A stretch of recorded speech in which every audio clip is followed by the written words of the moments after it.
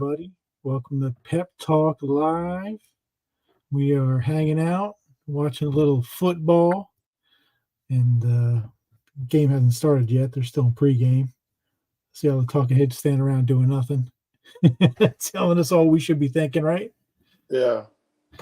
Did you watch any of the games today, Pep? Whoa. It was more than one game? No, there was only one game. One game, yeah. One game. Okay, yeah. When you say games, Well, I mean, could have been a basketball.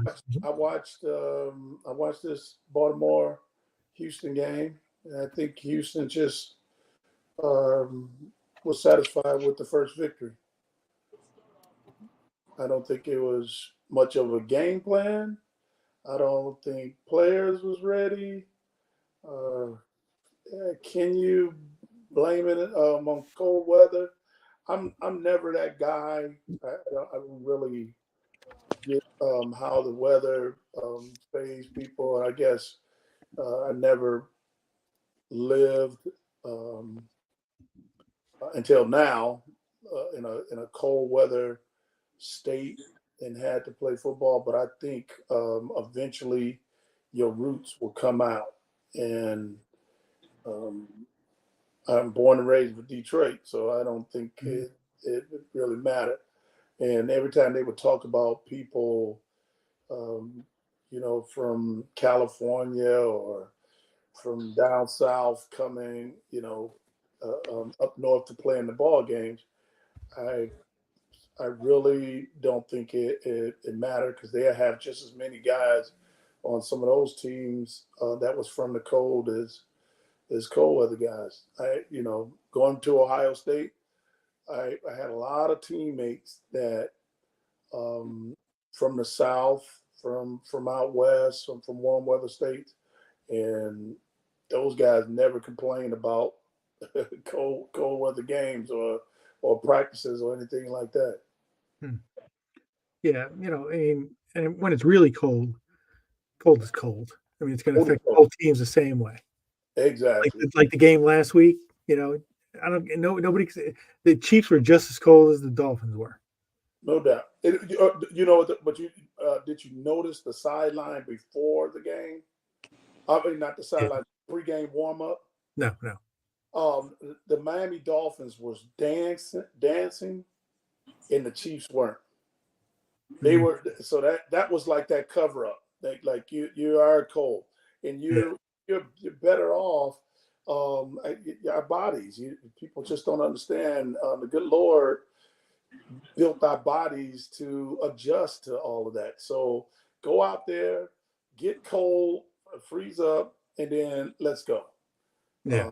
Especially the bigger guys. Now I semi-understand the smaller guys that want to go and get warm and throw on jackets and all that stuff like that. But I'm sorry. The only time when I wanted to put on clothes playing football is when I wasn't playing and I was coaching. Because the standing around is kind of a difference. But I learned my lesson early. And because I was that guy that I like to wear the same clothes. Like these guys switch helmets and all this stuff like that. Right. As a player, I couldn't play today when these guys, when they tell you they want you to shift the helmet, switch a helmet, different color or some mess like that. I'm sorry, I couldn't. I would have a hard time adjusting because that was like my sword. Yeah. That was my sword, my shield together. So speaking of, whatever I wore week one coaching, I wore it last week. So that's how I got all the clothes that time because you're like, I don't wear it. Exactly. Yep. When I did that, when in September, those guys used to look at me crazy. It was like, why do you have on long sleeves and a jacket? Man, it's 90 degrees out here. I'm like, you'll figure it out later on in the season. It's funny you were talking about the helmet in that game last week. I don't know if you saw, but Patrick Mahomes got hit and his helmet actually not only cracked, but a piece of it came out. Yeah. He played a few plays with it because he didn't want to take off. He said, "You know how hard it is to find a helmet you like. Exactly. The chin But strap doesn't fit right." I mean, also, How did the refs not have some official timeout to let him replace that equipment when he had a big hole in his helmet? But see, I can't recall that ever happening. So Right? no one really knew what to do, and the refs were guys frozen too. think like they should have held some time, but it was like all everybody have a second helmet and jersey on the sideline. They that's all in the chest, or sometimes they don't bring it.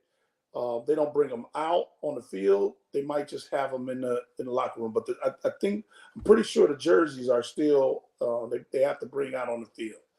And what a lot of people alluded to in that whole situation was, okay, they're bragging about how they're protecting or trying to protect the players.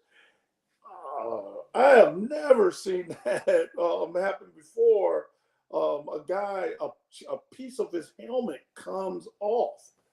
I don't like that. But these helmets supposed to be better than like the ones we wore. I don't know. I kind of disagree. Just because there's no chip that could have possibly came off my helmet in a game.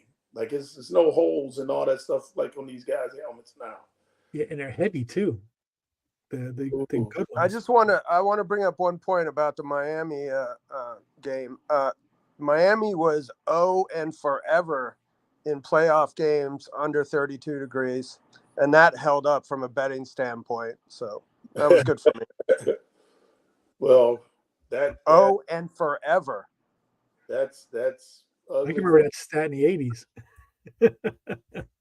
So that's I don't know. Yeah, I think there's some point to it. There's got to be. When you're living in it and a little more used to it, and then you come from 80 degrees and got to feel that cold. I mean, it must be a little something to it. Yeah, but eventually you're going to adjust. I mean, it's like I've been living out here for 4 years now.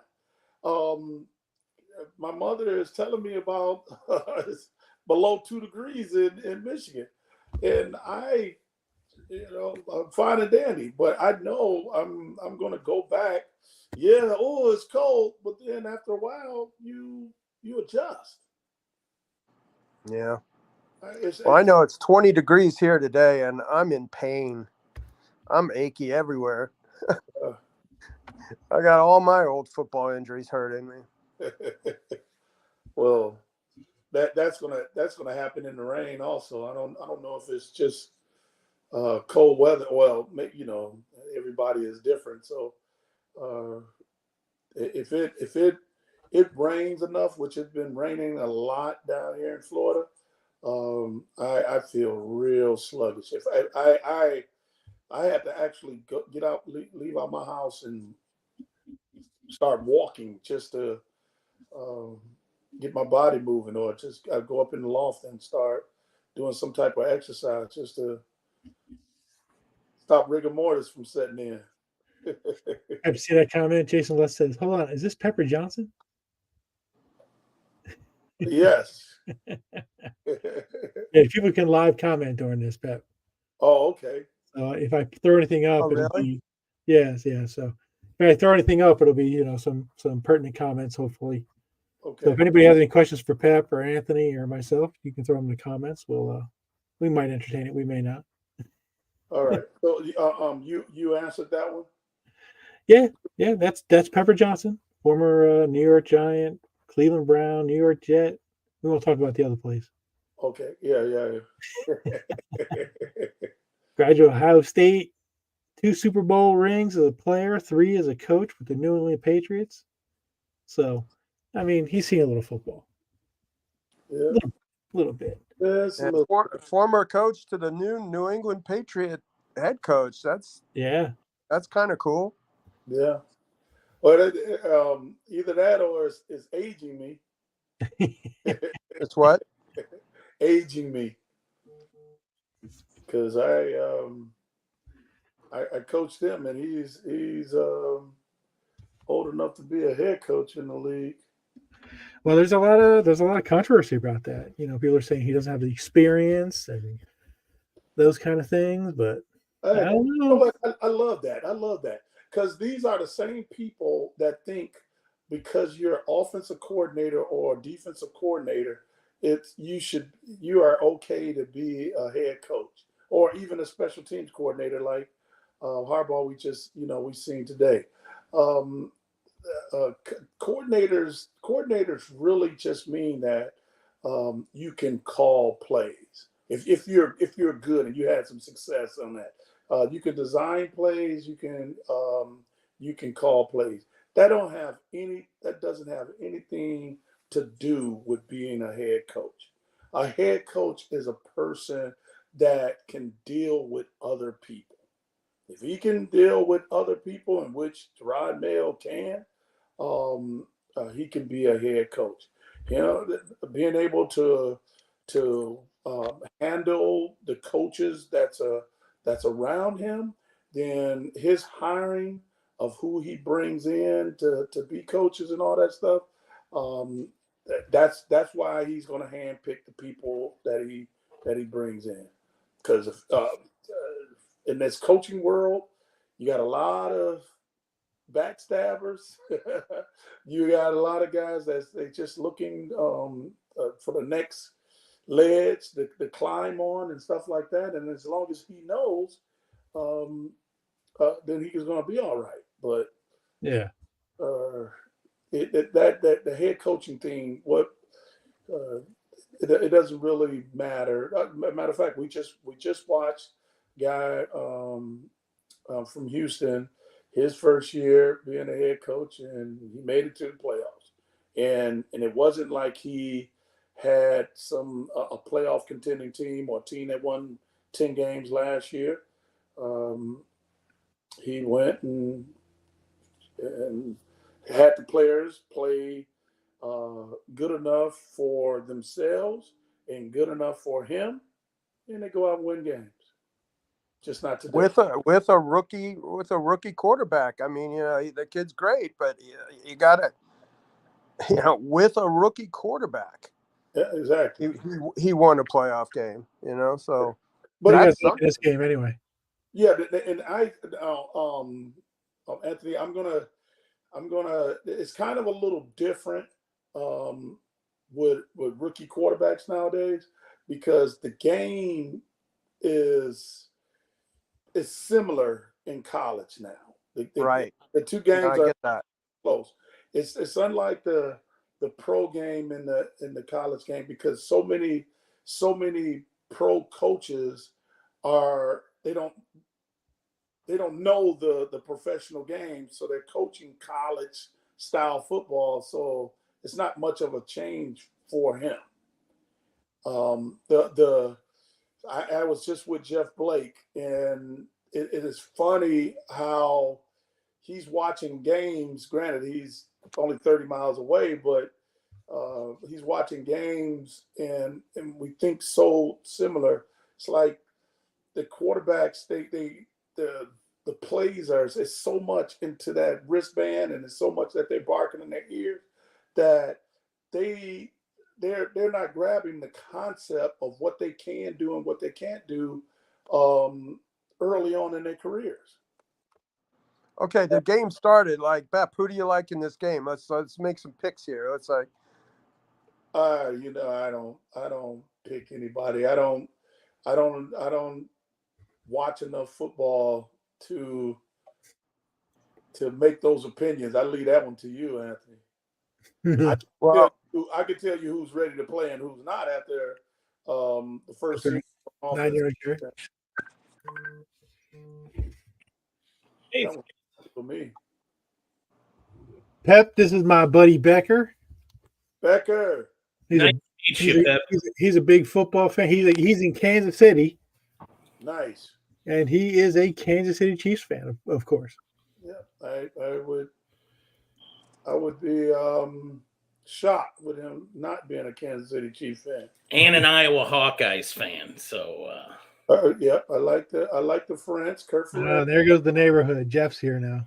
Oh, watch out. now going to Iowa State, you would have been in the pink locker room then, right? At Kinnick? Or did they have that? Wait a minute, I didn't go to no Iowa State. Iowa, University of Iowa Hawkeyes? No, He was Ohio State. No, I said Ohio. I'm sorry, I must have said the wrong word. Ohio State, I mean. Yeah. Did you ever come to Kinnick then? To play in Iowa?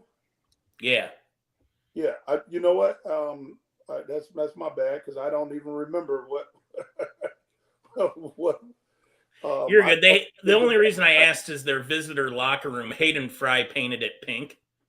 Oh yeah, well I was we definitely those guys in Michigan had yellow too. Hayden Fry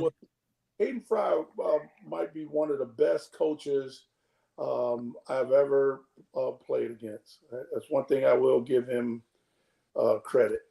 That guy, he is his philosophy or whatever is badly needed in today's football.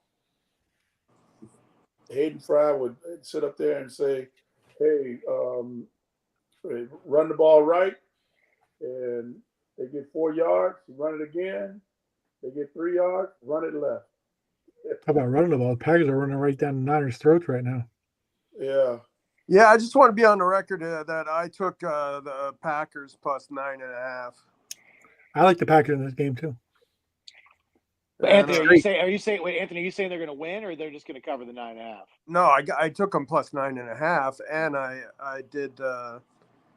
did some teasers. I have them plus 15.5 too. Yeah. Wow. You got two Buckeyes rushing on the ends over there in Frisco. Mm-hmm. I'm going to share this out and get some people in these chat. Well, there we go. Let's see how. They're putting together a little bit of a drive here. They're across the 50. Yeah, now I just want to see how delayed I am. I've got Look 12. at that, running it down their throat. I got I'm at 12. I'm at 11:47. Okay, so I'm like, all right, I'm about 15 seconds back. Okay. Yeah. That's not too bad. Sorry, I've been having some technical issues. I'm 11:48. All right. What's that? The clock. The game clock? Pepper, Yeah, I'm loving this game plan right now. Yeah, me too. I'm loving this. I hate to loving this. You can't stop the run. Keep running it. Yeah, that's what I was just telling Becker about. Hayden Fry. That's what I loved about him. He just was crazy. Look at this. Look at this. Jeez. Up with their hand on their freaking on another 10 yards. Oh, you're ahead of me then, Anthony. I didn't see this one. Yeah. I want to pitch on the live broadcast. Wow. Yeah, well, I'm watching. I have to watch through a streaming, so I don't have a basic cable here, so I got to watch through a streaming. You know what's crazy about this too, Pep? Yeah. I saw him run off tackle right, off tackle left. Now a pitch. I mean, it don't matter where they're going with the ball. They're just dominating. Obviously, the game plan is that they can get around the edge.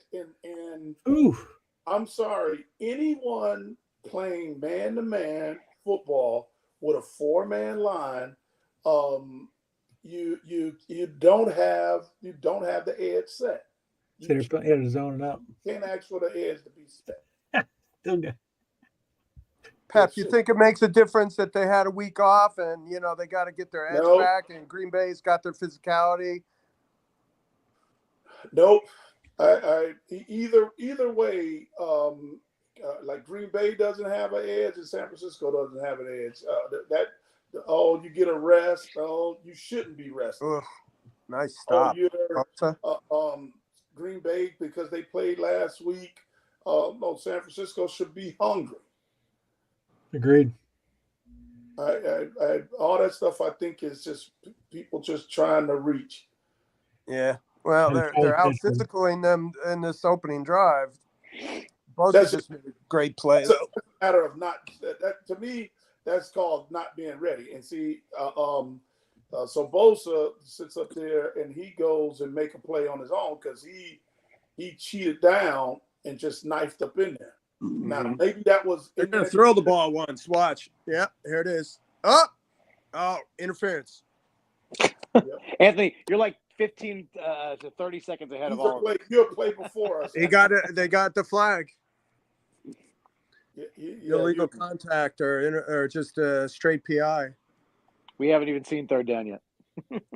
Yeah, I just saw the incompletion. Yeah, they haven't passed the ball. Knew they were going to throw, and that guy grabbed the hell out of him. They're going to take it down to the 10-yard line.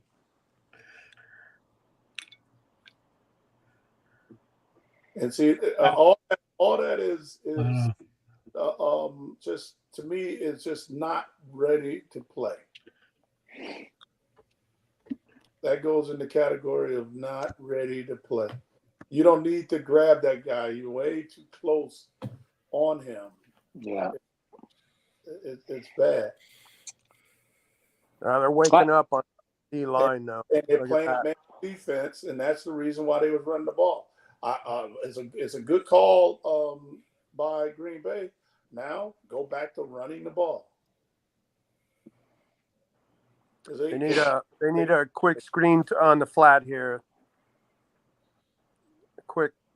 I'm going to mute Anthony for 15 seconds every time. Am I ahead of you guys? Yeah, you're like 30 You're like 20 seconds ahead of us. Yeah, and look,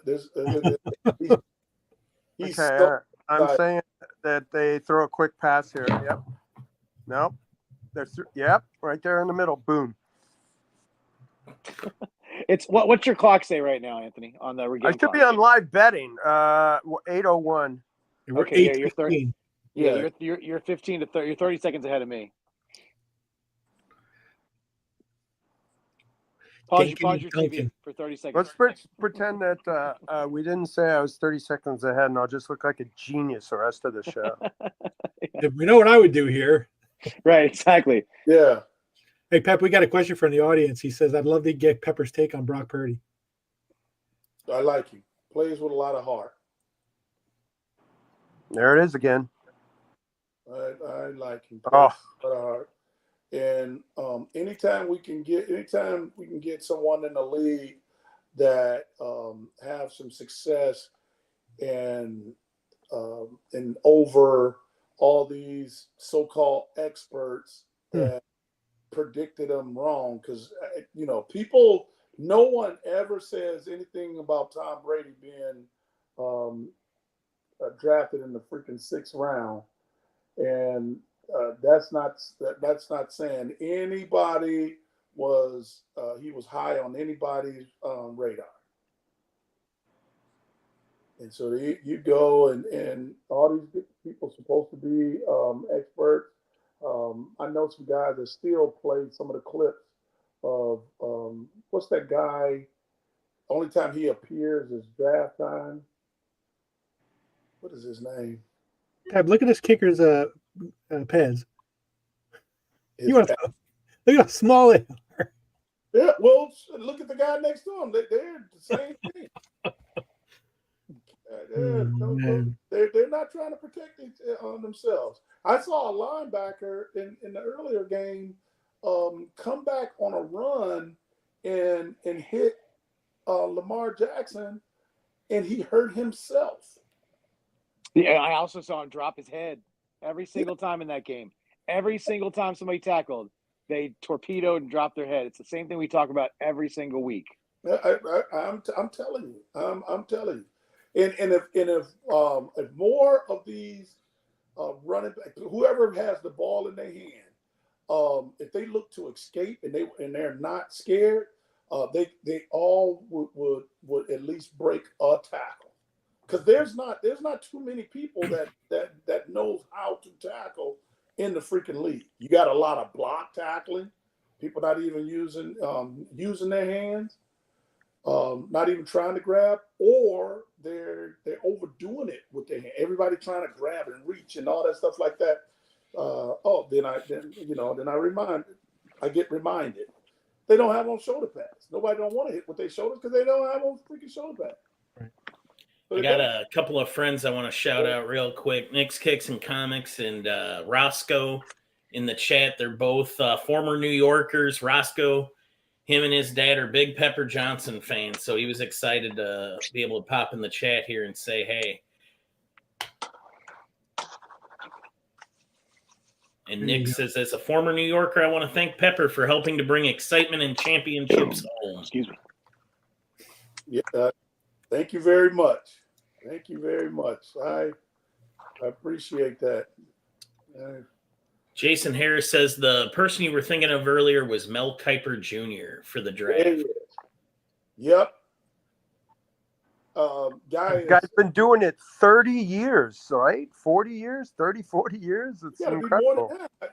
I would like to think. I think that guy was doing it before I came in the league. So, but he did that. He's been wrong on so many people. He talked about guys with long releases and quarterbacks with long releases, and it's not any good. And guys that don't throw over their shoulder, they're no good. And I'm like, he's just killing some of the better quarterbacks in the league. Pepper, we have a question from Roscoe. He asks, not sure if he missed this part, but what do you think of Houston's main focus should be in the draft or off season? Both. I'm not a big draft person. It's kind of like what I was saying, with the whole Tom Brady and the Purdy question. Like I think those guys miss so much, and the way that they cover up with it is when you do have somebody, a first rounder that does well, that guy get praised so much. Everybody just throws him up on a pedestal, and unlike the days when we played, those were the guys that we were aiming for. Nowadays, it seems like some of these guys are scared of him. But I would, to answer the question, I would rather have someone that have showed themselves after a salary and after a couple of years in the league. And if I think they can help my team, then I would bring them aboard. Ugh.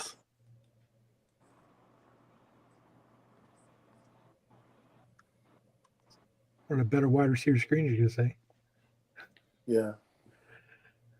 It's just it's who they're giving the ball to.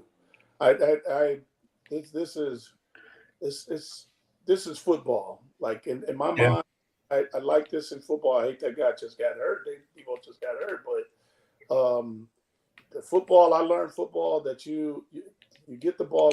He didn't get hurt. His shoe is off. Get the ball in the hands of your best players. Yep.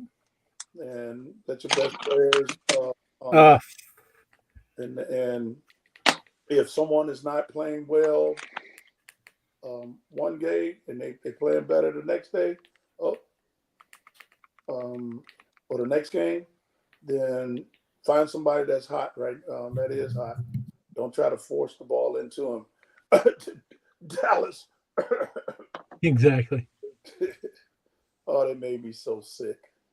I'm not by no means a Dallas fan, but I just want to see good football.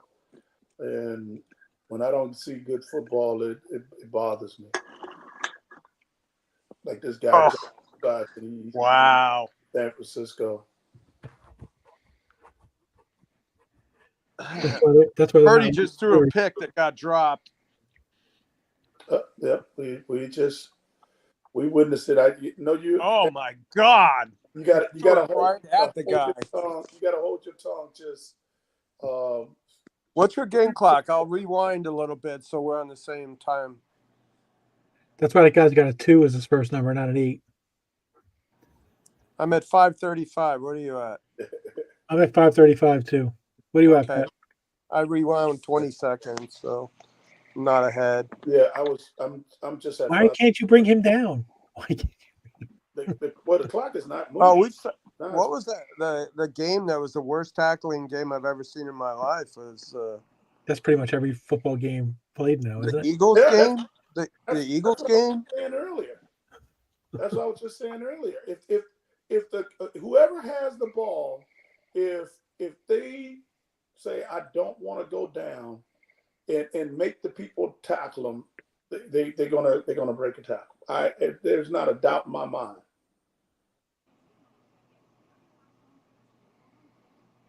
Oh, commercial. Oh yeah, now we're all together. Yay! Jeff, my man. What's up? What's up? What's going on, buddy? Yeah, no, sorry, I'm having some TV stuff. I was trying to do it a different way. It didn't work, so I'm glad that you guys are able to slow down your broadcast to catch up with my slow ass broadcast. You all right? You are all right. Yeah, no, sorry. I've been up all day since 6 a.m. and I managed to watch a little bit of the Ravens game, which was a little bit of a disappointment after the second half. Thought it was going to be a little closer. Yeah. But like I said, man, what I watched, those guys, I would just over and over and over. I'm just watching guys just not tackling, just dropping their head and trying to knock guys over, and continuously getting stunned and hurt it, and it just drives me insane. This is, and I totally agree. Mm-hmm. Totally agree. Just to add on to what you were saying, it's like they can't adjust on the sideline. That's the part that gets to me, and that's where that big old freaking call sheet card that those offensive coordinators be having, and some defensive coordinators, like you can't adjust. Now all of a sudden Baltimore is sending defensive backs from out wide, and you're telling this kid that Stroud, you gotta escape. You just gotta escape. We don't have that. Right. We have to.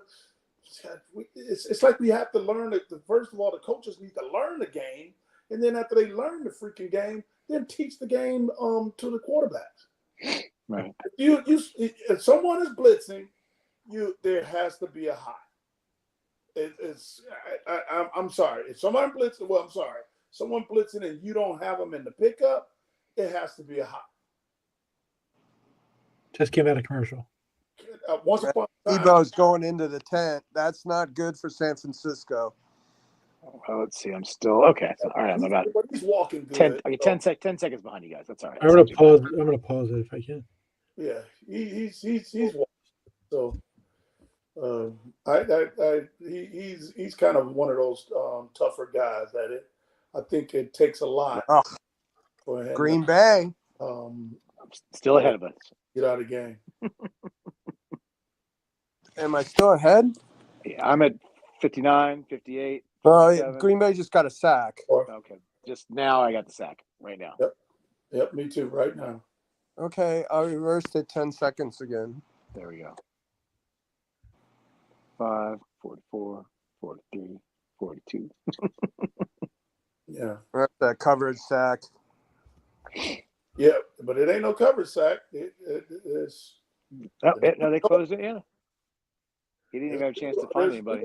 Running around open in the middle of the field. Yeah. All right, we got some more questions.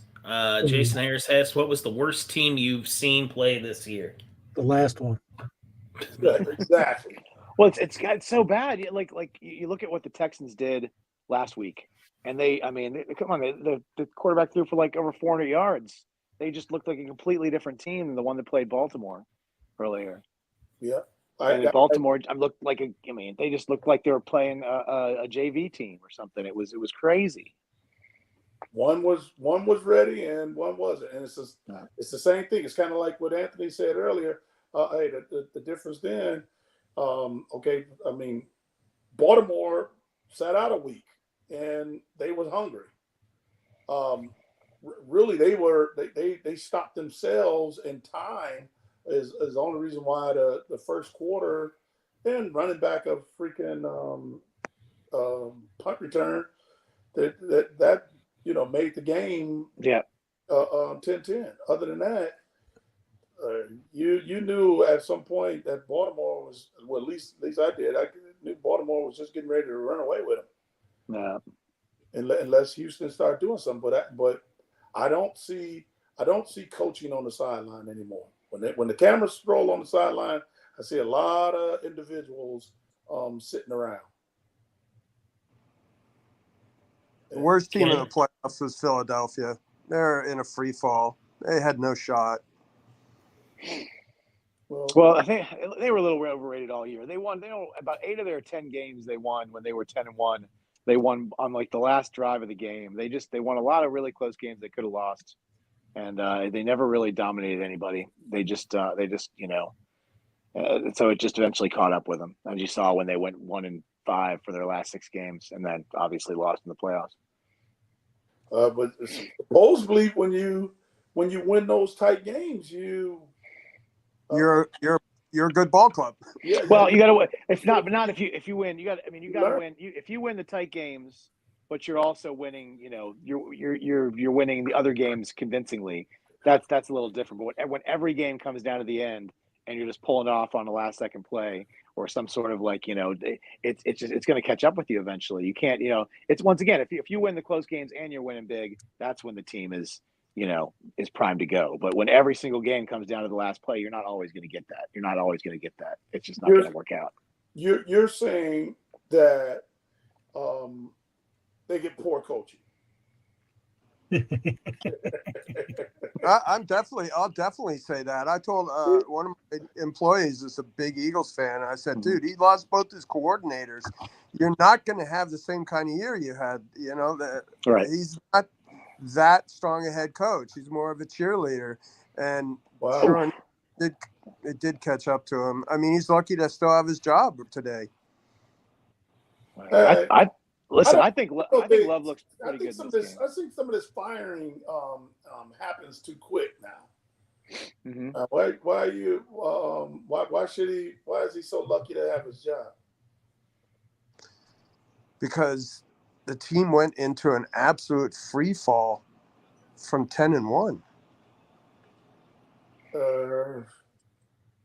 And then you have Do you know how hard it is to get to 10-1? I get that. Huh? Okay. And if you're that good to be 10-1 to go. So you had enough games. You had enough games to spare where you still made it to the playoffs and won your division. Oh well, they didn't win. Dallas. They made it to the playoffs because Dallas won the division. Yeah. Okay, so they were like a 5th seed. Yeah, so they still are better than the other half of the league that didn't make it into the playoffs. I don't think I'm firing a coach for making it into the playoffs and then losing. You're gambling, going somewhere else. If anything, find out what he's lacking, and what you're saying is evidently they did what you and Jeff is putting together. Evidently, he didn't do a good job of teaching the team off of how they won that last game. So now I'm going to give him support to help him with that point in his game. Now, he don't want that point. He think he's he learned and he's better. Then now I might just go ahead and kick him out the door. Defense is playing a little inspired this time. Yeah, we've got another question. Yeah. Green Bay. If Green Bay beat them, they're gonna beat them the whole run pass. Still run the ball. They got a couple of hits and forget that stuff. giving it to the freaking wide receiver. No, run the running back. All right, guys. Start play action passes. What's up? See, stuff like this is bad. And him. Oh, there he goes. He should try to make that guy miss. I really think he should try to make that guy miss, because what I've been learning in the freaking league is that guy is going to miss. First tacklers has come up there, and now this DB grabbing him. See, that's what you get. There's no combine drills where you grab the receiver. Yeah, grab and fall down. Yeah, you're going to fall down because you're. What a dumbass. You're not used to that. Pep, we have another question. Who is your closest teammate, and do you keep in touch with them still to this day? Impossible. That's impossible for me to answer that question, because I still keep in contact with my high school teammates, which we showed on last week's show. I still keep in touch with my college teammates. I got about 20 of those guys, if not more, in my phone, in my cell phone, and the other guys I can get in contact with. After that, my college roommate, we're brothers, and we keep in contact like brothers do. And my Giant teammates, I think I got about 30 or 40 of those guys in my phone. So if I said one guy name, I might get called out.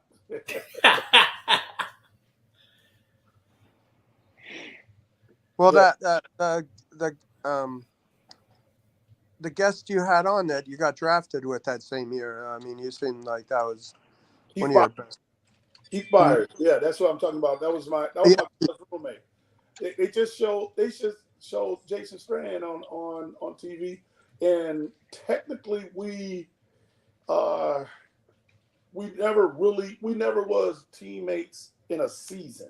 We only did training camp together, and we keep in contact with each other also, just because of some things that happened in that training camp. That's a good play. That's just like a toss sweep. A lot of people play book when they run the swing play to the running backs. That's like a toss sweep. So I'm telling the game plan with Green Bay saw problems with San Francisco because they play so much man-to-man, and they're going to have problems on the edge. There's no force. Well, it's tough.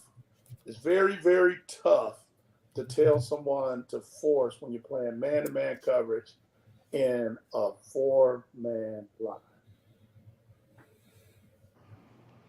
When I saw that graphic with Strahan, all I could think of was, God, his head is big. Yes, Stray is a good dude. Yeah, How was he coming out at camp? I mean, he came from a smaller college, right? And into the pro. I mean, you had influence on him. Yeah, you tried to mentor him a little bit.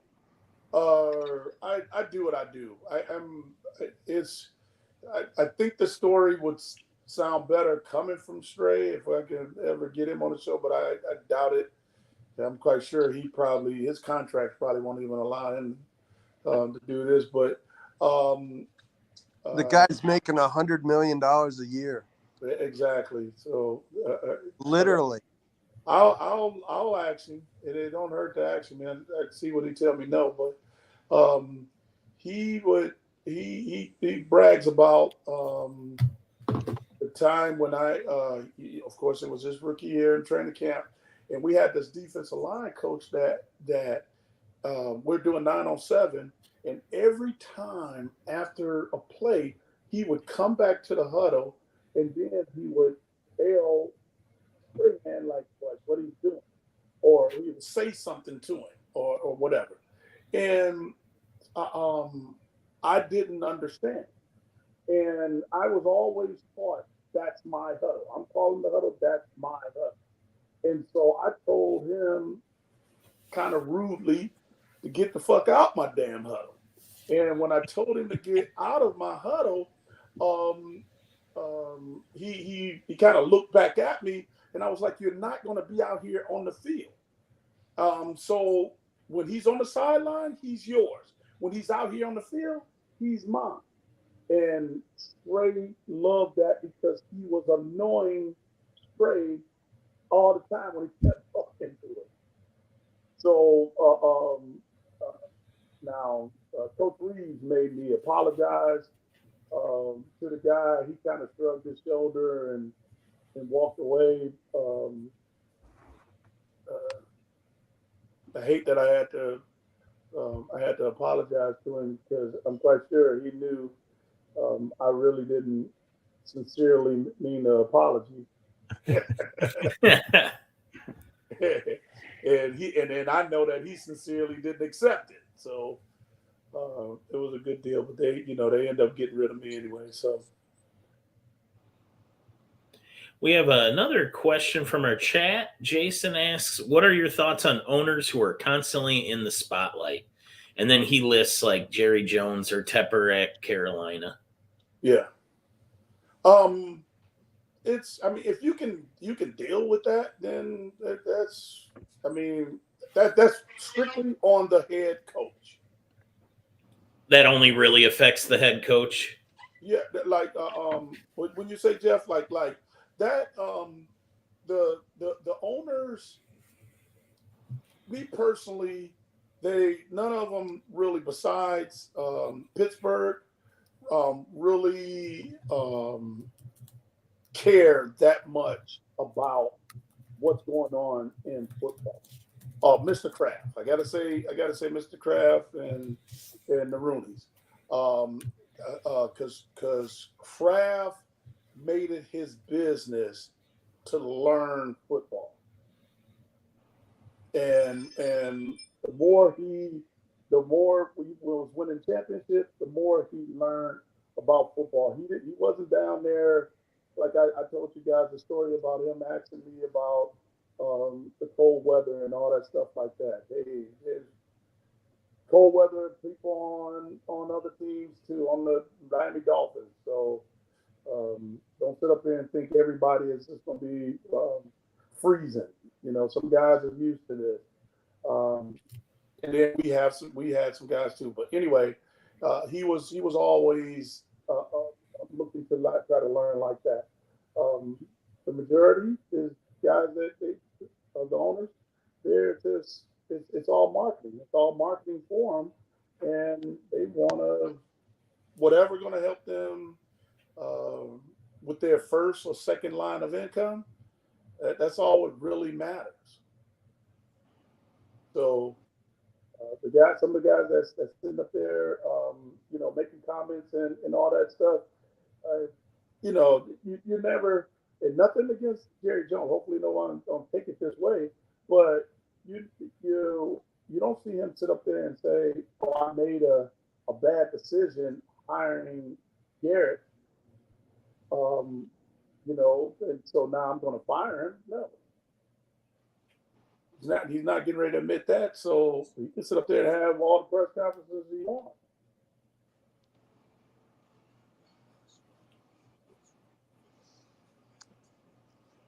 Well, as a lifelong Giants fan, I'm a Dallas hater, so nothing makes me happier when the Giants are out to see the Dallas get beat. So that was good for me, and seeing Jerry Jones crying his soup is awesome.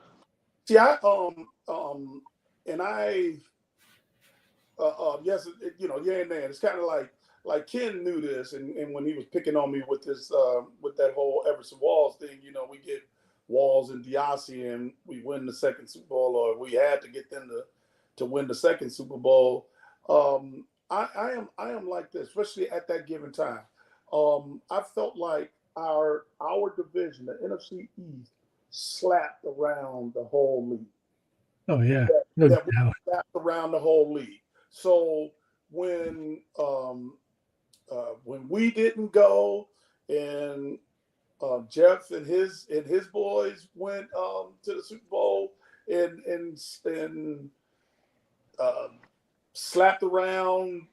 Who did they get? They got Denver, and then they get Buffalo. Buffalo. Yeah, Mhm. that was good. I'm pumping my fist. Then after Gibbs and Parcells and Jimmy Johnson get to do his thing. I'm happy Dallas was out there slapping them guys around. I think it was a travesty that the Philadelphia Eagles didn't get into the mix and win them one also during that period of time, because they were pound for pound to me the most talented. But that show you that the talent don't help you win championships. They get it. They get it. It's really close. It depends on who marks it. Oh yeah, he got it. He got it. Oh. But yeah, that's I don't, I guess I didn't, and I didn't hate them because I used to like playing against them because and look at their faces after you beat them. Oh, that's a bad spot. That's a bad spot. Yeah, I think it's short.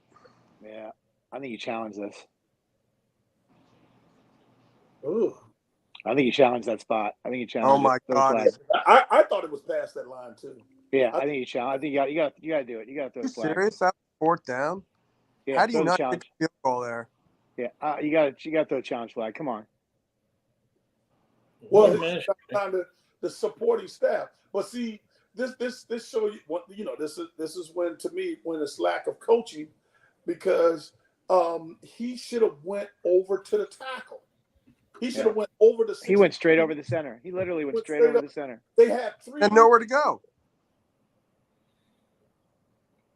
And that's the difference. That's the difference between him and Allen, Josh Allen in Buffalo. See, Josh Allen would have went over that tackle because it's no one there. Absolutely insane that they don't kick a field goal there. I don't get it. Yeah, well, I just think that when you're doing stuff like that, those are those locker room conversations and those meeting room conversations. It's kind of like I know Ken and I talked about it, but that whole the Dan Campbell deal and Detroit Lions in Dallas, like you. Oh no, well yeah, Jeff. I remember going back and forth with Jeff with it, so we did have it on the show. We're when you're trying to establish and get your team together and plan for you, then you gotta go for it. Yeah, I was gonna say, in the first drive, it was like 10, 11 plays. Took like 7 minutes off the clock, and I came away with 3. That's a failure. So to have another long drive, get all the way down there, and come away with 3 again, that's giving up. Also San Francisco hasn't done anything to stop them yet, except for in the red zone. So they know they'll be back. So I didn't think that was a bad play. I think it was a bad way how they did it, but I don't think going for it was bad. I don't run quarterback sneak though. Yeah, you're basically every time you give the ball to a running back, he's getting you 4 to 6 yards. Hand the goddamn ball off. Yeah, give it to him. This is the part that like I don't get. Why can't we just put someone else in the backfield and run the ball? Yeah. Like why can't you put 2 people in the backfield? It seemed like no one understood what the purpose of the fullback was. Now those teams when someone if you watch the earlier game when the lineman couldn't get all the defensive linemen and Van Noy he slipped through. He didn't really have to do much because no one blocked him. But the fullback would be in the backfield to help that. He would to pick that guy up. But they don't. No one can see that, but everybody can copy a tush push. I don't think. I don't think being on the road and scoring first is a failure. I mean, you put 3 on the board, you take the lead on the road. You got to kick that other field goal. I'm not happy with 3 pick the points first 2 right now. scores. I'm not happy with that. Little chippy, getting a little chippy. Well, we gotta listen to Anthony 2 ways. You got to listen to his strategy part and then his gambling app. Yeah, I want that other 3 points. I got him plus 9.5 and 16.5, Exactly. 15.5. Then I'm up 21.5. I don't care if the game ends 1-0 as long as I got the 1. I don't know how they can get 1. Yeah, that's the score we can't have, unfortunately. Yeah, you can get 2-0. They kicked that other field goal. I'm up 3 scores. Yeah. See, that's what I'm saying. We gotta watch. We gotta be careful when we listen. Yeah, but from a coaching standpoint, you take the first 2 scores. I don't get it. I don't. I totally disagree with that one. From a coaching standpoint, I'm with Jeff on that. Like, we're doing pretty good getting ourselves down there. I got confidence that we can get down there again because no one seems to make on the field adjustments. Maybe they could try to do something at halftime. But, completely then this kid right here is playing a little nervous. Yeah, he's shaky, man. He is, and Love's been overthrowing some balls. He hasn't been accurate, but he's comfortable. And Purdy just does not look comfortable at all at home. Yeah, because when you're throwing uncatchable balls to McCaffrey, man, you're off. Well, yes, McCaffrey's a little off today too. Someone touched that ball, right? No. He got a hand on it, but I mean, you got a guy that is in the running for MVP. Come on. Yeah, there you go. He made up for you. He heard you talking. All right, there you go. All right. He heard you talking about it. Nice ball. That's his deal. He the doubters, when people start to doubt him, that's when he started getting momentum. That was a good throw. Yeah, but turning that ball over on 4th down is a momentum changer. That's what I'm talking about. 15. I don't know who 15 is. Hold on, I'll tell you in a second. Huh? Yeah, you. I like how you switch the goalpost right quick. It's Johnson. Yeah. See, you know what though? I don't know. All right, well, they're driving right away. I mean, Let's they're building momentum. There's another quick pass. There you go. Another 10 yards. There you go. See that you see them. How about a receiver taking contact and not just running out of bounds? No, that Ayuk. It's only a couple of guys that's going to try to make an extra play. They throw the ball to 19. You got to tackle him. He's tough. Yeah, you and you might have to tackle him with 2 people. And here he comes. Running off the sideline. We'll have to talk about this UFL at some point. We won't do that right now, but we'll have to talk about this UFL. I kind of want to hear Pepper's opinions on the my goodness, the new football league. Not right this second, but okay. You pull that in. Yeah. Oh, yeah, I figured we'd hit some of the questions from the chat at halftime too. Sure. We do it during commercial breaks and stuff. Yeah. Yeah. Oh. All right. I'll shut my mouth and stay with the game during the game and wait the commercials.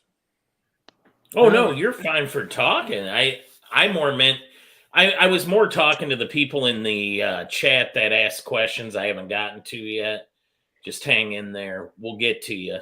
Yeah. Okay. So, I love it when the receivers are on the other side of the field and talking about they're open and expect for the quarterback to see him. Oh, wow. Dude, McCaffrey's got some. Oh, all right, guys, come on. Neither one of them want to fight. Parcells used to always say, one don't want to fight and the other one glad of it.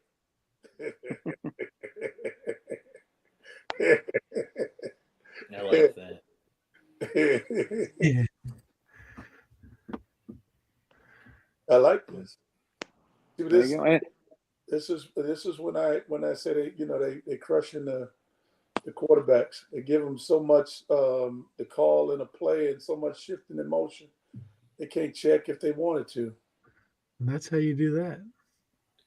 What time are you at right now in the game, Ken? Oh, I'm There's at touchdown time right there. Touchdown. Okay. I didn't want to spoil it. Yeah, what I'm watching on it won't let me pause. Does I would anybody also want like to note agree that with me that was. about kicking that field goal now? I would like to mention that was tight end It George doesn't change Kittle anything. from the University of Iowa. Well, let me tell you a little something about George Kittle. He didn't show up in my fantasy playoffs, so I lost my Super Bowl. I once That's all I'll say watched about Kittle George in a Kittle. pro wrestling match live in Iowa City. He wasn't supposed to do it, and he got in trouble. All right, I'll tell you, Anthony. I'll tell you this: they whether they scored that three points or not, they'd still be losing right now. So Exactly. No, that's not necessarily true. it is, because if they kicked the field goal, then they would be. They kicked a field goal, and it's no. It 7-6. infuriates me. Still be down by one. And now you're only up by 3 now. 3.5. It's a long game, buddy. No, It's a I have long plus game. 9.5 and plus 15.5. It's a long game. Oh well, 15.5. You really don't have nothing to worry about. I got stuff to worry about after that last 4th down turnover on downs. The Niners can't stop them. They're going to go right down the field. Yep, my bad. That's what they did. That's what they're going to do next. Watch. I think Love's going to answer this. I don't think he's. It's So a turnover on downs in the red zone just they're not going to get tight. They're not going to get tight in the red zone. They're going to open it up in the red zone like they did, like the Niners just did. Now the defense is going to come out jacked up, and they're gonna shut them down. Watch. Well, we'll see. All right, Becker, what questions you got that we can get over while we're in the commercial break? Okay. So let's see. Stanley says, Pepper, do you think college players should get paid? That one is tough. That one is tough because I think like I being a roommate of Keith Byers and a teammate of Keith Byers, and saw people wearing Keith Byers' jersey to games, I thought he should get something out of it. How they're paying the guys now like they are pro, I think it's taking away from the game. All the guys, and if you definitely if you came from humble beginnings like myself, that scholarship was to me enough of a paycheck. The money that they used to give us for housing, it still was good. Could they give us a couple of more dollars? I thought they probably could. I think they was below what they spending limit should have been. But when it's all said and done, I got a scholarship to go to college, and I couldn't have did that without Ohio State. Yeah, you were getting paid. You're on full scholarship to a major college. You know, whether you took advantage of the educational aspect of the school or not, technically, scholarship athletes are being paid. Yeah, it's yes and no. They're like the money, like the definition of getting paid, the money touches my hand. That's me. Maybe it's another definition, but the definition of getting paid is money touching my hand. So I do think you have a really good point about somebody wearing your name on your back. You should at least get a little bit of that. Exactly. Look at that. That's what I was saying.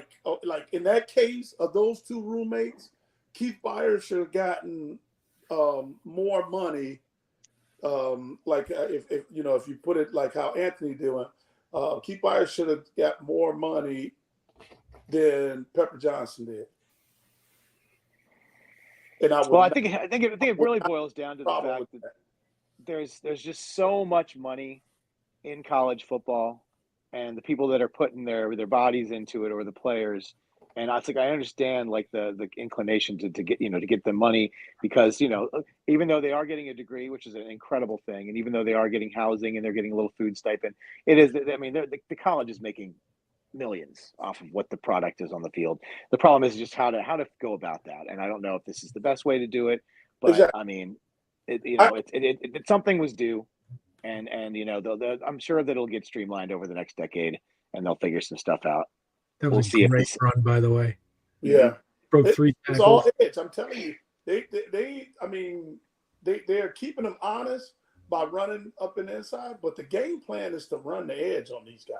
Yeah, and it's going against the Buckeyes that's sitting around there on them. Yeah, listen, I watched this game, and I'm not mad about letting Chase Young go as a Washington fan. I'm really not.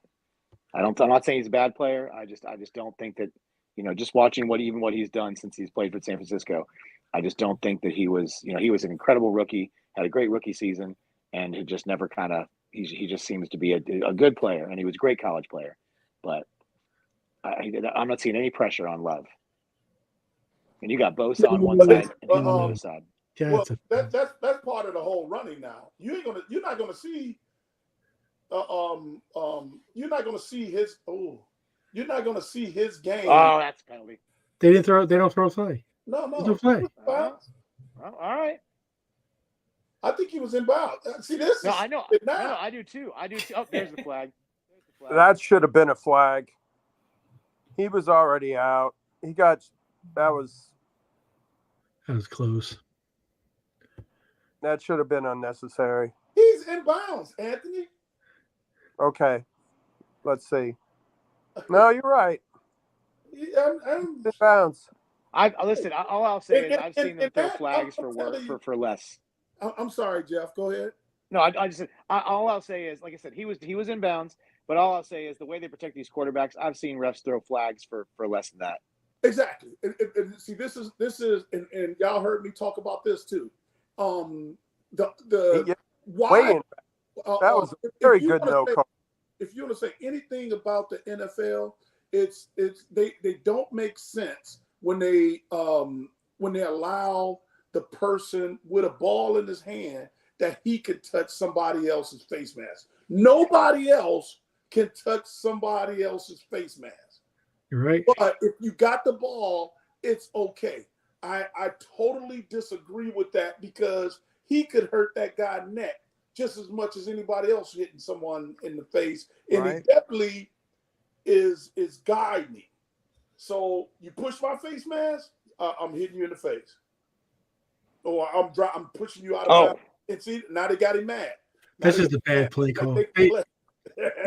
Why that's the wrong play in this spot. Note to self: don't touch Pepper's face mask. Yeah, don't touch Pepper's face mask. Don't touch. Exactly. Yeah, that's a good note to put to yourself, because I'm telling you, this guy right here, that's another one of those that you can put down in your to-do list or whatever. Never been stiff on. Never been stiff successfully. A couple of guys tried that mess, but I think some people got the memo. Don't try to stiff arm Pepper. Nice catch. Oh, wow. Yeah, that's beautiful. That's a great throw. Look at that. That's a great throw. Wow. Great catch. So now they're down there again, Anthony. Mm-hmm. I still wanted that 3 points. I know you did. I know that. That was the gambling, Anthony. But the points. I'm trying to tell you from a coaching standpoint, he has to back up what he's telling his players. All right, I haven't seen whatever you guys are woofing about yet. I'm on 50, 48, 47, 46. Oh. I'm at 21. Oh, you 19, got it. Yep. All right, I see your woof now. You guys slow that stuff down. Oh, you my go back bad. 10 seconds. Oh I can't. I thought everybody. I thought I was last. I won't say nothing. I'm at 5:29, 28, 27. 5:15. Yeah. But, okay, well, Ken, you can keep You're your 5 comments to yourself. seconds slower than me. Yeah, 5 seconds is cool. That's fine. I don't mind. We're all going to be within like a 10-second variant. Okay. Another pass play here.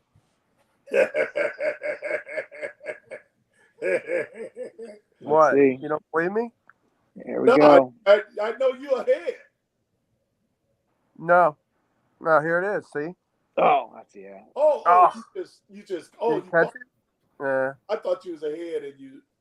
No, I could just tell by the play calling in the huddle. What are these guys doing down in the red zone? I don't know, man. They seem to once they get down here, they don't know what to do. Yeah, and I say run the ball. They get down and they just start getting stupid. And see now They're spreading.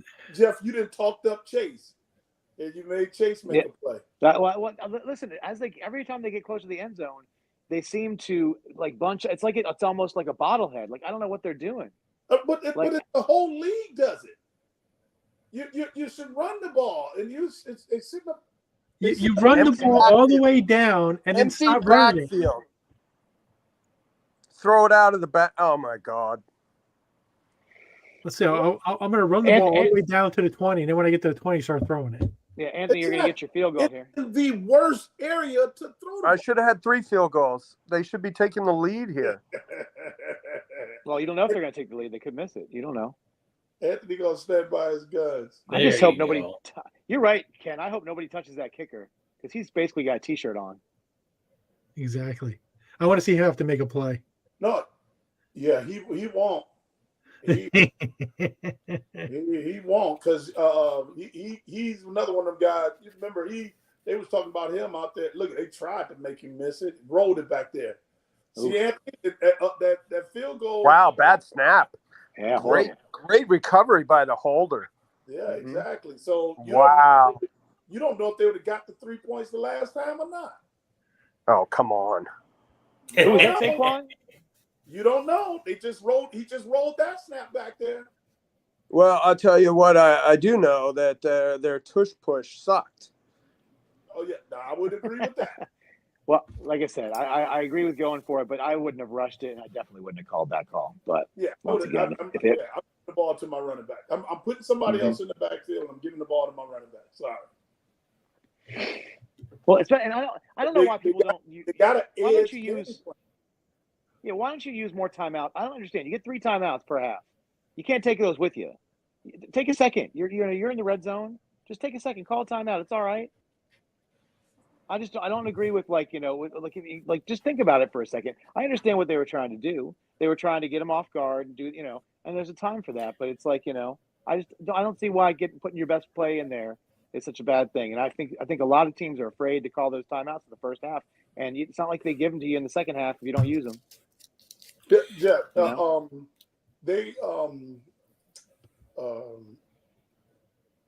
everybody used to remember a few years ago.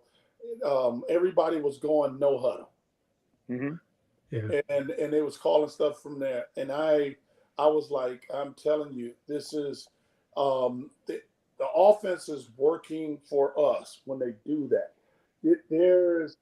There's no camaraderie. There's no, lack of better words, intimacy amongst the players.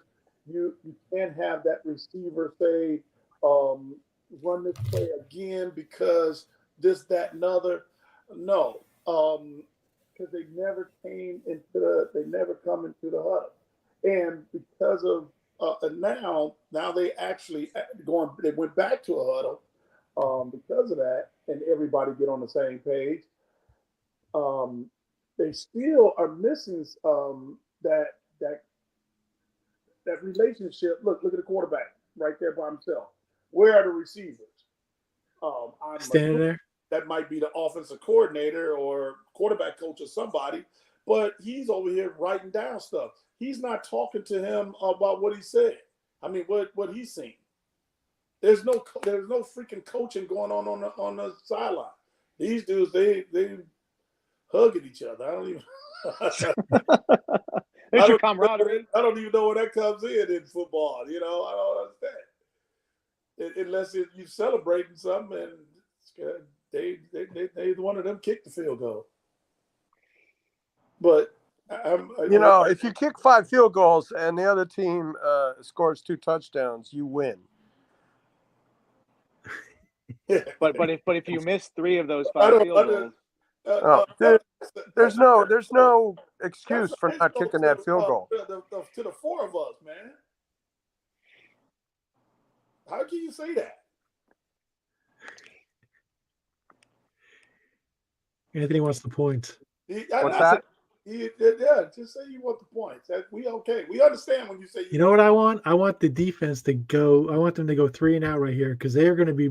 That defense is going to be worn out real quick. That's 3 very long drives. Get him. Oh yeah, there you go. That's good. That's good first down. Shut them down. So you get these boys 3 and out, and you have another long drive. I mean, they'll be mincemeat coming out of halftime. They You see won't. that guy from Green Bay that was just pumping his fists and all that stuff like Look at that. the time of possession. He is a backstabber. He is a backstabber. But it's that big. I mean, it's that big play factor. It's the chunk plays that just killed to give San Francisco the lead. Those 2 big long passes. Yeah, they're all this motion in Green Bay. It's just Green Bay. They're playing in their zone. I'm telling you, you make one move. The first guy miss is not a problem. It's that guy has a serious problem, and for whatever reason, it seems like they never know where their help is, and they go all to reaching. Yeah, it's amazing then that they put the best running back in the league in motion, and he was wide out, and then he ran a clearing pattern. That's crazy.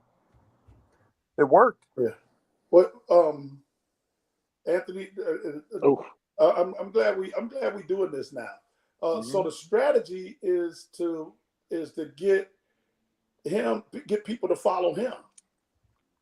Yeah, I get that now. Yeah, they think the same as you. Let him. He's the best running back, and let people follow him, and then watch what happens. And I'm gonna tell you, Debo. Well, this is awful for San Fran. Debo's going to the locker room. Yeah, if he can't play, that's a huge. Oh my God! And I'm gonna tell you what he got one more. He got one more game to check out of with me watching. And I'm going to start calling him a potato chip. Lays thin. He got one more game. I'm tired of. I like him because he makes you want to tackle him, but you can't stand up, and it's a physical game. I'm sorry. You go down to the potato chip list like everybody else. And because he's walking clearly, somebody better. If any of y'all listening to the game, because I got this thing on mute. But please tell me if they got him in concussion protocol or something like that, because I don't understand why he is out of the game and why he won't come back. You can walk, I can play. Hey, where my man Becker go? Okay, Becker don't have. Yeah. No questions. You ever take yourself out of a game, Pepper? Nope. Why? Oh no, that's Anthony. Is tonight the night you gonna curse me out? You really want No, I'm just asking. The only time I took myself out of the game, I had a cracked vertebrae. God's honest truth. Yeah, but Anthony, we kind of grew up from 2 different neighborhoods. You don't come out of you don't take yourself out of no game. I ain't never took myself out of the game. And I have until my 12th year in the league, I never missed a game or practice because of an injury. Yeah. Never missed a game or practice. And when I finally missed that game, my quadril tendon was ripped. He got that disease called JETS. Yeah, exactly. and Parcells listen to this podcast. He's gonna be mad at me because I end up telling them that until he made me touch my toes, I've never been injured. I couldn't touch my toes. And I will listen. I will say this for everybody in the audience: if you want to know why the Jets will never win a Super Bowl, go back and watch our conversation with Jeff Blake we had a few weeks ago. Check out the show on Pep Talk. You'll find out why. Jason Harris said he was hitting the head, but they were checking his arm. Yeah, I seen him. Yeah, like maybe he had some numbness that went through it. Yeah, but yes, that right there should bring him back. Now, what I worry about here is I worry about Green Bay doing the dumb thing and playing prevent and just letting them get chunk plays all the way down the field. Welcome to the NFL. Rather than playing how they've been playing the whole game. Yeah, but if Green Bay, but if San Francisco don't run the ball, don't get the ball to that guy to run it in, then they're gonna come up with a field goal too. It'll be 10-6, and Anthony will be mad that it's not 10-9. It is. I'm telling you. I watch too many teams not run the ball in when they get down there.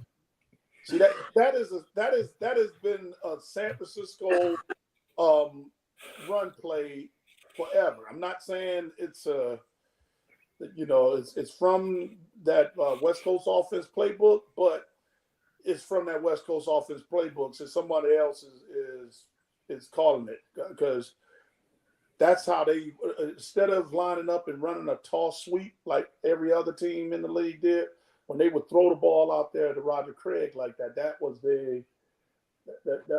their toss sweep. So when other people are running toss sweeps at that opportunity, and that's how they keep the Green Bay worried about McCaffrey.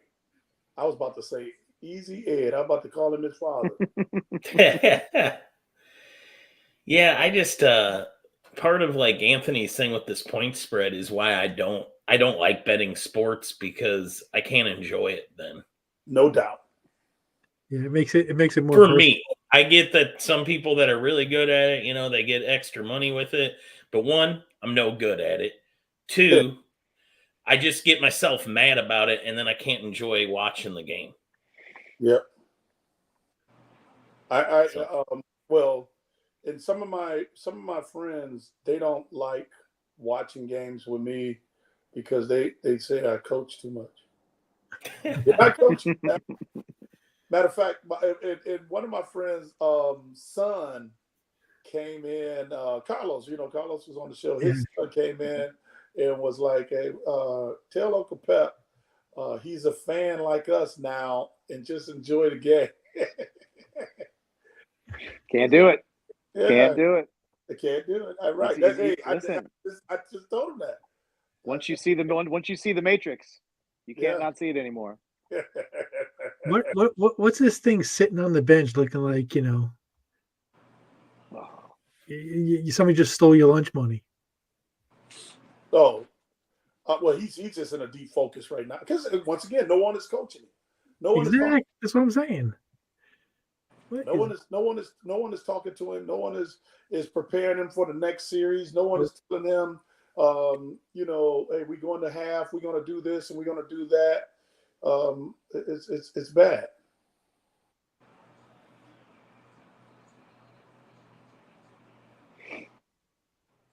I temporarily lost my stream there. Did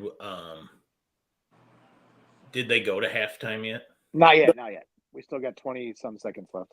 It's 26. 28. Driving. 28 seconds. Yeah, we're at commercial break right now. Or at least I am watching Taco Bell ad or something. Yeah, I got the taco too. Cravings. Yeah, Taco only suitable after 9 p.m. Why do these commercials always look? The tacos look a lot better than what they do in real life. Are we gonna continue? Or are we gonna kill it halftime? No, we got questions for halftime. If anybody wants to Right now, we're actually caught We're up. caught So up. if the chat wants to start writing up their questions now, we'll get to them at halftime. Yeah, absolutely. And then I'm going to ask our illustrious Mr. Pepper Johnson all about how he feels about this new XFL. Or I'm sorry, the UFL. Yeah. UF. Well, you know what? I've been in all of them, so I coached in all of them, all the spring leagues. I have dipped my toe in it, and I have a lot to say. Hopefully, I can sum it up. Sure. And then now I lost my stream. God, I hate this. Yeah, that's what happened to me. That's the thing is, cable costs so much money. We got rid of it, and now I have to watch stuff all around cable. And now I got so many damn Netflix and all that crap. I might as well just kept cable. My wife I don't even know what we have. I told her I could leave it to her. I don't even know what we have because she messed me up in I want to say about 6 months, 6 to 8 months. I had to have 2 remotes, a remote for regular cable and another remote for it. And it bothered me so much. So it took her 8 months to finally take get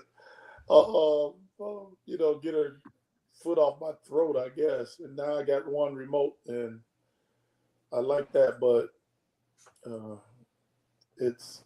we're gonna doctor on it again. I know at some point in time. We have cable, but not in the room I'm in, so I can kind of hear the game. My wife's watching the game in the other room, so I can kind of hear it. Darn Lynch. Let's see. It was a good pass.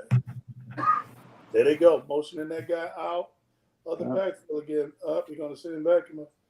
Oh, he's chipping. Okay, give it to him. Yep, now we go. Come on back. What? There's no way they had deep passes called. Okay, I've seen Kittle waving the guys like, "Get back, come on back." I was like, hopefully they weren't farther than 15 or 20 yards down the field. Well, this is a very makeable field goal, even if they do nothing right now. They're 47 yards is pretty much in most guys' wheelhouse, but they get 10 more yards, it's pretty much a gimme.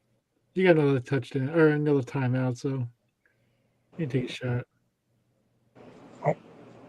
Yeah, but Green Bay got to defend everything. Oh, that is bad. That's bad football right there. Oh my God, they got a timeout on that. How many timeouts do they have? Oh, they took a timeout. Okay, all right, cool. That made it look better. Boy, these guys are really trying to make sure Gronk goes. Yeah, I'm a little gronked out. It's like this. He's on the pregame show, the middle show. He's on the commercials. Yeah, good dude, but they haven't. To me, like these commercials is just not him. It is.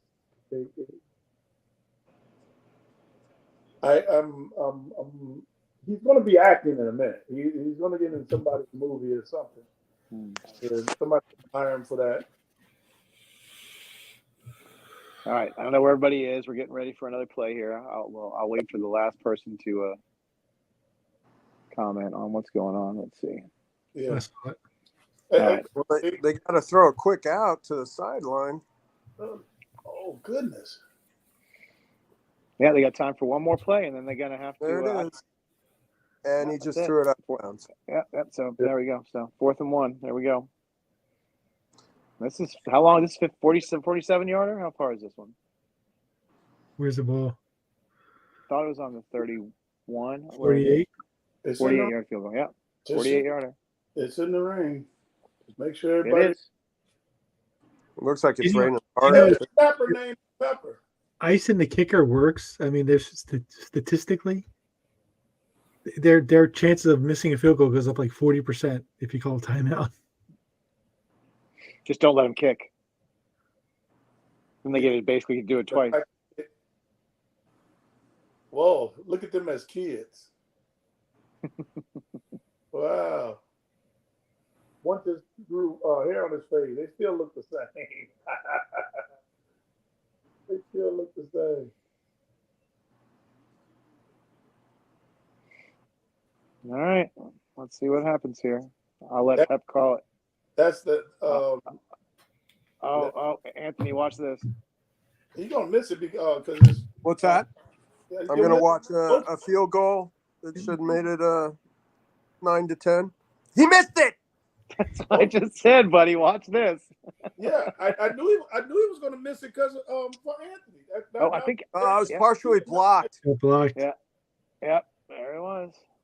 Look at that, Anthony. You happy now? No, he still wants that 3. But there you go. 1 point game going into saying halftime. they should have put the points on the board in that other thing. Listen, it's the butterfly effect. A million things could have happened differently. Maybe the Green Bay be losing by 5 touchdowns right now. You don't know. Exactly. If what kind of nonsense is that? That's a very strong saying. Down south. Should be 9-7. That's all I'm saying. What's a strong saying down south? If was a fifth, we all would be high. If's a what? If ifs was a fifth. If ifs were a fifth. Yes. We all would be high. I just like how the graphics are all comic book heroes. It's a real crossover for us. Yeah. All right. So what we got? Well, let's see if there's no right. questions. You see if there's some questions in there. Jack. What do you got? Yeah, we got Jason Harris. He has a few questions. The first one is, who is the best offensive lineman that you went against? Probably Nate Newton. I would probably say Nate Newton. Ray Donaldson, he's a guy that is in that category, but I didn't have to see him as much because I've always played with a nose guard. But guards and offensive tackles would be the guys that I saw the most, and Nate Newton hit the bet on that one. Did you play against Munoz? Yeah, I was going to bring up Munoz. But I didn't rush. I rushed on the other side. Yeah. I think Munoz. I give him credit for being one of the best offensive tackles I have ever, seen play against and all that stuff. But I didn't personally go up against him. Now Jackie Slater, he was the best worst guy to play against. And now I know how offensive guys felt about Reggie White, because Jackie he hit me, and he had a stiff arm, a straight arm, and he would. Let me not say stiff arm, because I just told you I would never get stiff arm.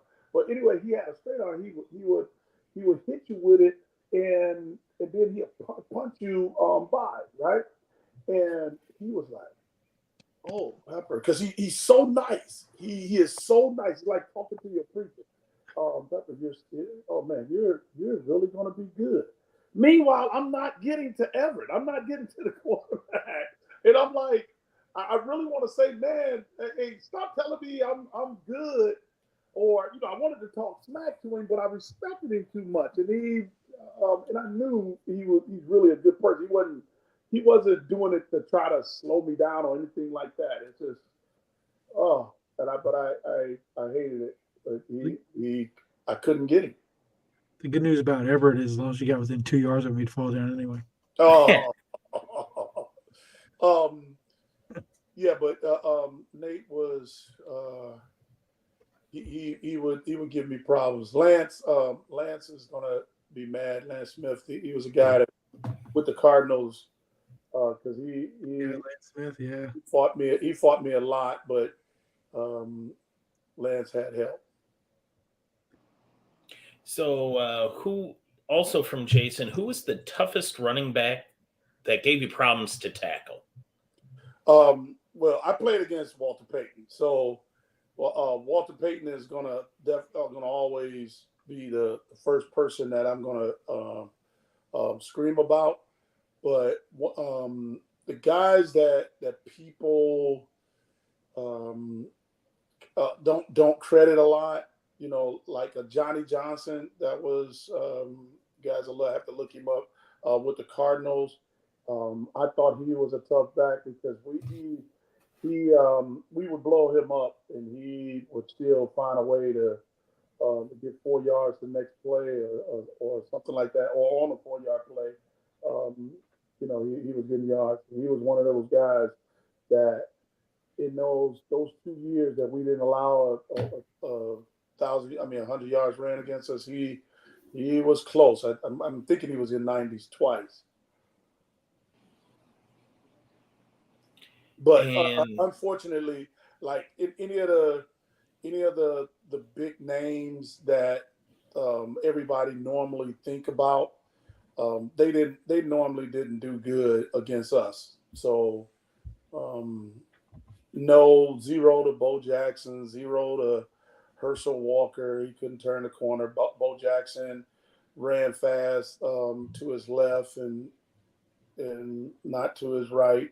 After we figured that one out, we just everybody was playing that, and so he didn't no long runs against us. I'm sorry. I played against Tony Dorsett too, and I'm sorry to disrespect you, Tony, and mention freaking Johnny Johnson before you. Johnny Johnson was just more personal because we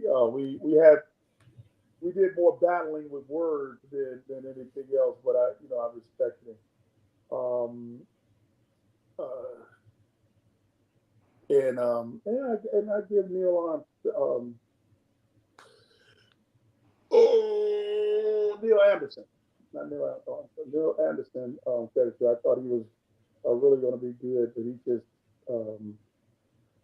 we didn't have to see him, so I can't give people credit that we didn't play against. And we played against Barry Sanders, and when I played against him at the Giants, we had a game plan, and he didn't do too well. And when I played against him at Cleveland, it might be the only highlight of a running back, of a star running back that I actually made the bad side of, but it's just me chasing. It's not. I don't have any of those like they showed John Lynch getting his knees broke in front of Barry. I didn't have that experience. And his last question is, which QB gave you the most satisfaction when you sacked him?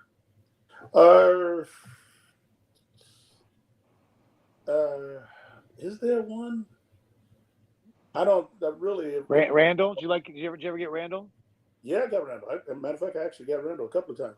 But I would think that answer would be about the situation, maybe. Yeah, that's it's not. See, I didn't rush the quarterback like how some of these guys rush the quarterback like mad at them. Like, hey guys, and I'm sorry if I'm tooting my own horn, but there isn't an inside linebacker that ever played in the NFL, or y'all find that guy that ever played in the NFL that did all the things that I did. I played man-to-man coverage on the better back. I rushed the passer, and pretty much only myself and Mecklenburg did that. Brian Cox eventually played inside linebacker, so he gets the credit for doing that also. But not too many guys did that. The blitz, drop back in zone, getting interceptions, got interceptions playing man to man. There's no inside linebackers that ever did things that I did. So it's it's kind of it makes for another, just another tough question. Right now, Jason Harris, go Google or go to YouTube Christian Okoye, and look for Christian Okoye and Pepper Johnson and see who wins that. And that'll answer that question right there. Mm-hmm. But that always comes with a story. I have to tell the story about Christian Okoye because he did not stand a chance. As soon as like right after the season is over with, the next year's season comes out, but it don't tell you the team's plan, but it don't tell you the schedule, right? You don't get the schedule until the summer, like almost summer.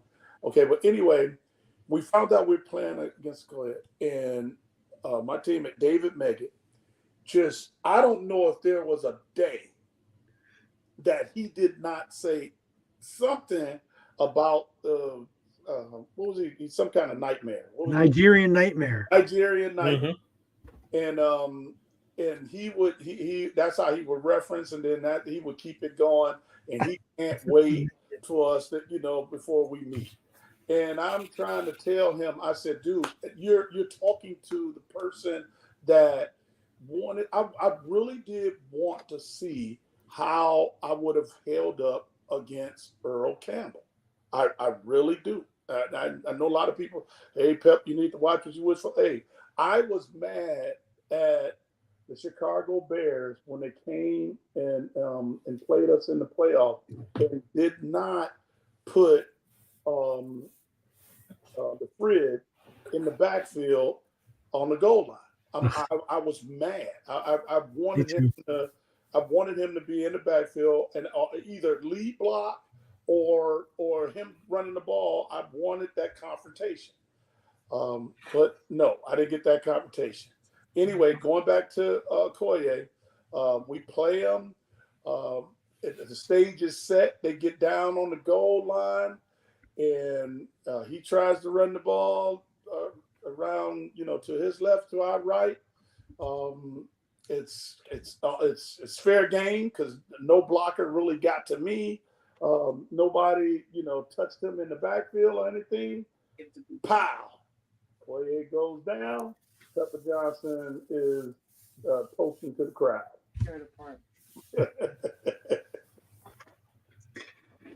I'm exhausted. You guys can stay on, but I'm getting off.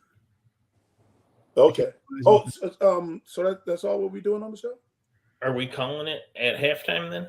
Yeah, I think so. Okay. All righty. And there's no more questions. No, but Jeff had a question for me, right? Yeah, Jeff had a question. Yeah. You can answer that question, and then we'll call it off. What do you think of the new UFL, my friend? It's the combination of the XFL and the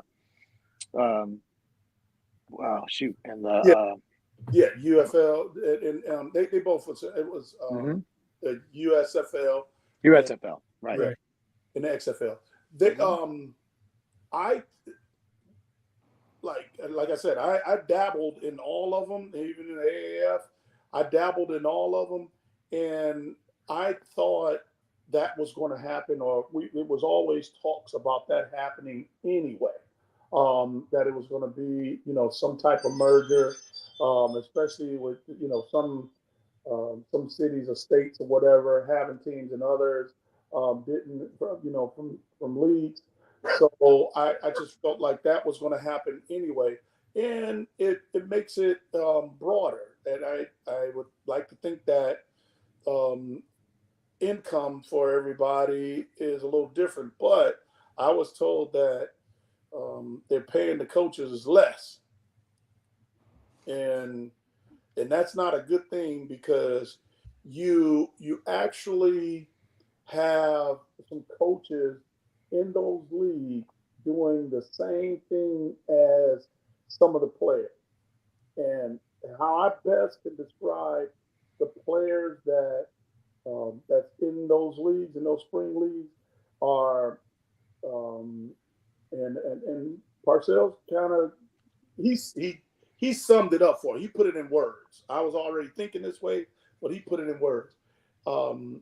The players that get cut from the teams in training camp, those are the guys that you're coaching.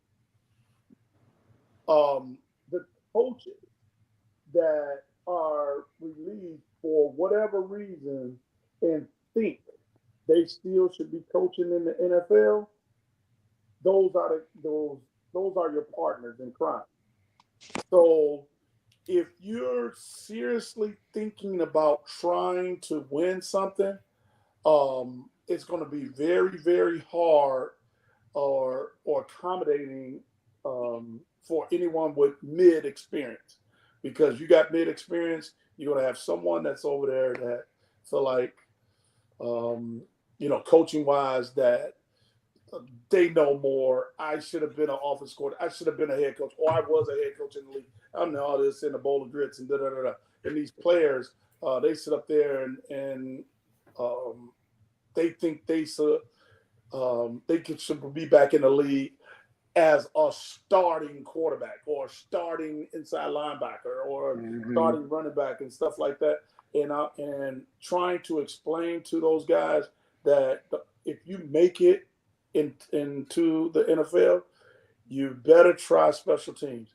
And all you defensive and offensive linemen, y'all chances are even slimmer, because like me personally, why would I go and give a guy a second shot from a spring league when I can go and pick up a couple of free agents out of college?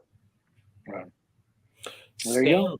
We have one question. I know, Ken, you want to get out of here, but we'll take one question left. One last question. Stanley is, who do you think are the best modern coaches? Do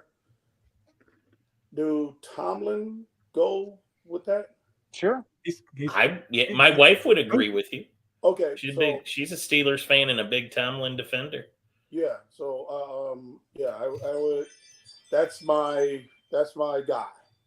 I think he is incredible, and it's kind of hard to discredit a Harbaugh. Like he some kind of way, whether it's that dancing in the locker room or whatever he does to motivate his guy, that's what he's doing, and that it's hard to discredit him. And then last but not least is that guy in Detroit, Dan Campbell. And the reason why, and this is no particular order. I just say Tomlin first because out of respect in what he has been doing for so long. But Dan Campbell, he is what all of us ex-players that have coached, he represents. And once upon a time, it was a lot of us, all the coaches you look around played the game. And then it was a conspiracy to get us out of the league, and they did a good job of chasing ex-players out of the league, or not allowing them into the league. And then now these agents then came along and took over, being the agents of coaches and stuff like that. And so now some ex-players is getting a chance to come back into the league. All right. So before we get out of here, I want predictions for the rest of the game. I want just final score. I'm going to start with you, Becker. What do you think the final score is? Go. Ooh, I think the 49ers will win. I don't have an actual score prediction. I think it'll be close. I think Anthony's bet will cover. I think the 49ers win by a touchdown. All right. Ken, what do you got? 28-24 Niners. 20. All right, Anthony, what do you got? No, he's got no bet. I think it's going to be a low-scoring second half, so I think I'm cool on my bet. Low-scoring second half. That's why I wanted that other 3 points. Sure. All right, and I'm going to let Pepper finish last, so I'm going to throw in here. Upset City. I'm going Green Bay. I'm going 20-17. Green Bay's going to pull it out. I thought, Jeff, this is part of why I like you, man. I thought I was going to be the only only person. But I really don't do the points and stuff. But because of Anthony, I'm just going to say Green Bay by 3. There you go. All right, like a child, Pep. I don't like doing the points either. Yeah. Debo's out, by the way. Did you see that? Debo's undressed. I did see that. That's another reason why I'm saying Green Bay. Jason Harris says 14-13.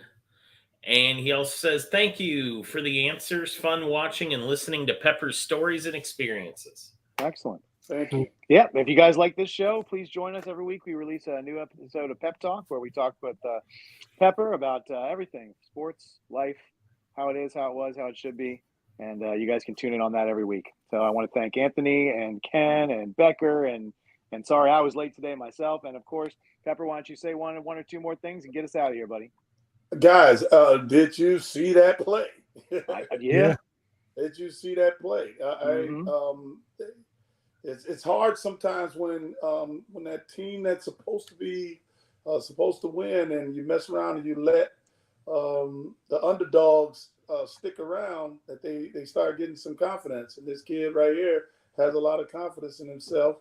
And they are actually, the quarterback is under center. I love it. So I'd like to thank you guys for this experience. This is wonderful. I know Kim been wanting to do this for a while and was testing the water. And I think this is a pretty good show. So I'd like to thank the gang and Becker for joining us. And peace. There you go. Have a good night, everybody. Take care. All right. God bless. Bye, everybody.